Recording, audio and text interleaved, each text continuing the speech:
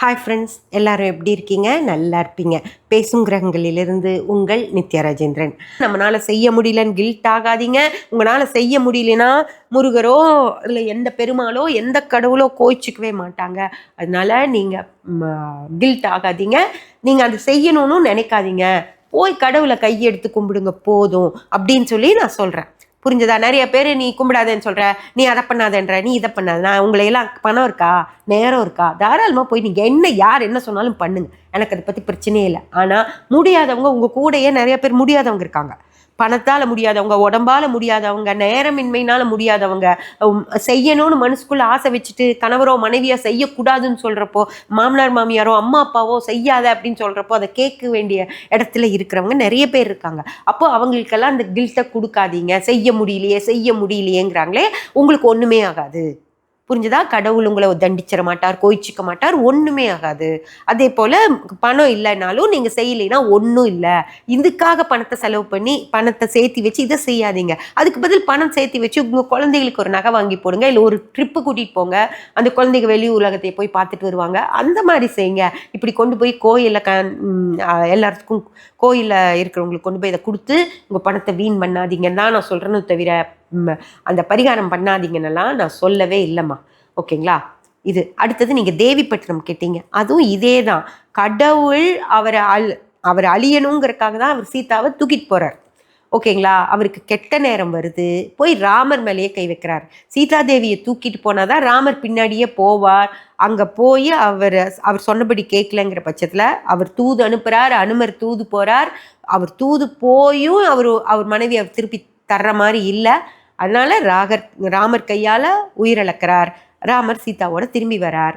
திரும்பி வர்ற இடத்துல ராமருக்கு இதே தான் தோணுது. இத்தனை உயிர்கள் நம்மளுக்காக கஷ்டப்பட்டதே, ஒரு ராமர் பாலம் கட்டுறதுக்காக அந்த விபீஷணனோட கும்பல் முழுக்க நமக்கு வேலை செஞ்சாங்களே, அவங்கள அவ்வளோ கஷ்டப்படுத்திட்டோமே, அந்த போரில் நிறைய உயிர்கள் சேதாரம் ஆயிடுச்சே, இதெல்லாம் என்னோட தனிப்பட்ட சீதாதேவியை காப்பாற்றணுங்கிற ஒரே காரணத்துக்காக தனிப்பட்ட முறையில் எனக்காக இவ்வளோ பேர் கஷ்டப்பட்டாங்களே, இதுக்கெல்லாம் நான் என்ன செய்ய முடியும் அப்படின்னு சொல்லி அவர் படுற அந்த வருத்தம் தான்.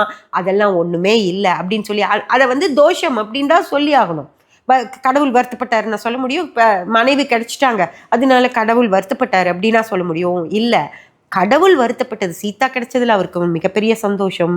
ஆனால் அவரால் பல உயிர்கள் போயிருச்சே அப்படின்னு மன வருத்தம், மன உளைச்சல் கடவுளுக்கு வருது. ஓகேங்களா? அது அப்படியெல்லாம் ஒன்றும் இல்லை. நவகிரகங்களும் உனக்கு நல்லது தான் செய்யும் அப்படின்னு சொல்லி வந்தது தான் அந்த வேற கோயில்களுக்கு போகிறது, அந்த மாதிரி விஷயங்கள் எல்லாம். அதனால் சரியா புராணங்களை புரிஞ்சுக்கணும் ஃப்ரெண்ட்ஸ் நம்ம. ஓகேங்களா? அன்னைக்கு இருந்த காலகட்டத்துக்கு அப்படி தான் சொல்ல முடியும். அதை புரிஞ்சுக்கிறவங்க அவ்வளவுதான் இருந்தாங்க. இன்னைக்கு அப்படி இல்லை. இன்னைக்கு ஒரு எல்கேஜி குழந்தைக்கு கூட நம்ம ஒரு விஷயத்தை புரிய வைக்கணும்னு நினச்சா சரியாக புரிய வைக்க முடியும்.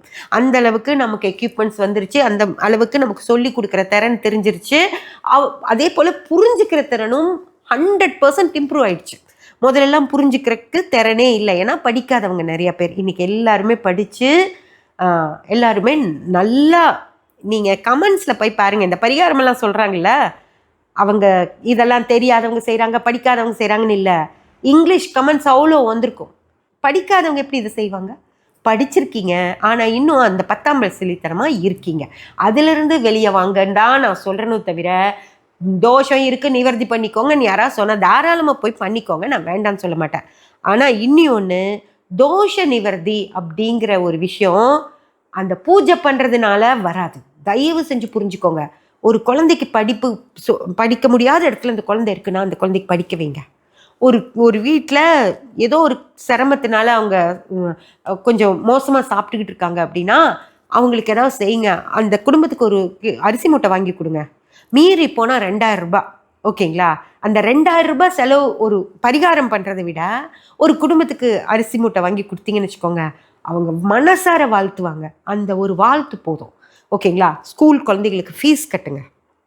ஓகேங்களா? கட்ட முடியாமல் நிறைய பேர் இருப்பாங்க. ஒரு சைக்கிள் வாங்கி கொடுங்க. ஒரு 2500 ரூபா 3000 ரூபாய் வருமா?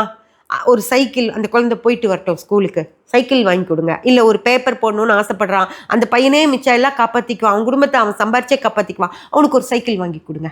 அந்த மாதிரி எத்தா ஒன்று இதுக்கும் நல்லா உங்களுக்கு தெரிஞ்சவங்களுக்கு, உங்கள் கண்ணு முன்னாடி சிரமப்படுறவங்களுக்கு செய்யுங்க போதும். எங்கேயோ யாருக்கோ எல்லாம் செய்ய வேண்டாம், கண்ணு முன்னாடி சிரமப்படுறவங்களுக்கு செய்யுங்க ஃப்ரெண்ட்ஸ். ஃப்ரெண்ட்ஸ், நான் வந்து எங்கள் வீட்டில் ஒரு நாய்க்குட்டி இருக்குது. அதுக்கு யூட்ரஸ் ரிமூவ் பண்ண வேண்டியதாயிடுச்சு. அது ரொம்ப மோசமாயிடுச்சு. எங்களுக்கு தெரியல, என்னன்னே தெரியாமல் அப்புறம் கொஞ்சம் நல்லா பிளட் டெஸ்ட்டு எல்லாம் எடுத்து எக்ஸ்ரே எல்லாம் எடுத்தாங்க, ஸ்கேன் பண்ணாங்க. அதுக்கப்புறம் தான் இது விஷயம் வந்துச்சு. அப்போ நான் கும்பிட்டுக்கிட்டேன். யாரை தெரியுமா கும்பிட்டுக்கிட்டேன்? ஒரு அம்மா, நாய், எனக்கு இப்போ சேனல் பேர் ஞாபகம் வர மாட்டேங்குது.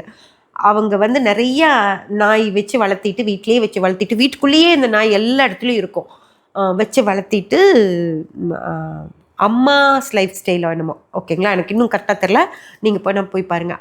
நாய்க்குட்டி நல்லபடியாக பழையபடியாக குணமாய் வந்துருச்சு அப்படின்னா, நான் வந்து அந்த நாய்களுக்கு என்னோட அந்த மாதம் எனக்கு வர்ற ப்ராஃபிட்டில் 10% அவங்களுக்கு அனுப்பி வைக்கிறேன் அப்படின்னு சொல்லி நான் கும்பிட்டுக்கிட்டேன். யாரை கும்பிட்டேன்? யாரையும் கும்பிடல, நான் பிரபஞ்சத்தை கும்பிட்டுக்கிட்டேன். இந்த உலகத்தை நான் கும்பிட்டுக்கிட்டேன். என் நாய்க்கு சரியாயிடுச்சுன்னா அத்தனை நாய்களுக்கும் என்னால் இவ்வளோ அனுப்பி வைக்க முடியும் அப்படின்னு நான் கும்பிட்டுக்கிட்டேன். இது நான் ஆப்ரேஷன் முடிஞ்சு வந்து 15 நாளில் அவங்க நிறைய மருந்து மாத்திரையெல்லாம் கொடுத்துருந்தாங்க. அதெல்லாம் கொடுத்தோம். நல்லா ரீக்னல் டயட் தான் கொடுக்க சொன்னாங்க, கொடுத்தோம். பழையபடியாக அதே மாதிரி உடம்பு வந்து அழகாக ஆயிடுச்சு. நான் உங்களுக்கு ஃபோட்டோஸ் அட்டாச் பண்ணுறேன். அதுக்கப்புறம் அவங்களுக்கு தான் நான் பணம் அனுப்பி வச்சேன். எந்த கோயிலுக்கும் நான் பணம் போடலை. புரிஞ்சுதுங்களா? இது கடவுள் இதுக்கு சந்தோஷப்படுவார். அந்த அம்மா எவ்வளோ கஷ்டப்படுறாங்க, அத்தனை நாய்க்கும் ஃபீட் பண்ணணும் அப்படின்னா அவங்க எவ்வளவோ கஷ்டப்படுவாங்க. நான் ஃபோன் பண்ணி பேசினா அவங்க அவ்வளோ சலிச்சுக்கிட்டாங்க. அம்மா வேலை இருக்குதுமா, நான் அப்புறம் பேசுகிறேன், அதுகளுக்கு இன்னும் சாப்பாட்டு நேரம் வந்துருச்சுமா அப்படின்னு சொல்லி அந்த வேலையில் தான் அவ்வளோ மும்முரமாக இருந்தாங்க.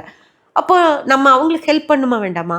என் நாய்க்கு சரியில்லை, நான் எனக்கு சரி பண்ணி கொடு தெய்வமே, காத்தோ மலையோ வானமோ ஏதோ ஒன்று எனக்கு சரி பண்ணி கொடு. நான் அவங்களுக்கு தான் பணம் அனுப்பினேன், எந்த கோயில் உண்டியல்லையும் போடல. இதை தான் ஃப்ரெண்ட்ஸ் சொல்கிறேன். இந்த உலகத்துக்கு இன்றைக்கி என்னென்ன தேவையாக இருக்கும், அந்த உயிர்களை காப்பாற்றினா நம்மக்கிட்ட இருக்கிற உயிர் நல்லபடியாக இருக்கும்ல, அவ்வளோதான். அது மாதிரி பல உயிர்களுக்கு நீங்கள் உங்களுக்கு தெரிஞ்சவங்களுக்கெல்லாம் என்னெல்லாம் செய்ய முடியுமோ செய்யுங்க. அதனால் உங்களுக்கு நல்லதே நடக்கும். இதை பரிகாரம்னு வச்சுக்கோங்க. எதோ பூ போடுறது, தீயில சீலை போடுறது, துணி போடுறது, அதெல்லாம் வேண்டாம். அதெல்லாம் பரிகாரமே இல்லை. கடவுளும் அதெல்லாம் கேட்க மாட்டார், ஓகேங்களா? கடவுளுக்கெல்லாம் எந்த தோஷமும் பிடிச்சதா சொல்லப்பட்டது, அது கடவுளுக்கே நிவர்த்தி ஆயிடுச்சுன்னா நம்மளுக்கும் ஆகும் இல்லைன்னு நினச்சிட்டு நீங்கள் அதை போய் செய்யணும் அப்படிங்கிறக்காக உங்களுக்கு அது சொல்லப்பட்டது. முதல்ல அப்படி இல்லை. முதல்ல சொல்லப்பட்டது உனக்கு தப்பு பண்ணினா உனக்கு கஷ்டம் வரும்னு தான் சொன்னாங்க. ஆனால் அந்த தப்பு பண்ணா கஷ்டம் வரும், அது தோஷம். அது இன்னைக்கு கமர்ஷியல் ஆயிடுச்சு. புரிஞ்சுதுங்களா? அதனால கமர்ஷியல் தோஷங்களை தயவு செஞ்சு செய்யாதீங்க. அம்மா, இந்த கமெண்ட் போட்ட உங்களுக்கு ரொம்ப ரொம்ப நன்றி. சப்ஸ்கிரைப் பண்ணி பெல் பட்டன் ப்ரெஸ் பண்ணி வச்சுக்கோங்க. அப்போதான் நான் போடுற எல்லா பதிவுகளும் உங்களுக்கு கிடைக்கும். லைக் பண்ணி ஷேர் பண்ணி கமெண்ட் பண்ணிங்கன்னா எனக்கு சப்போர்ட்டிவாக இருக்கும். Thank you friends.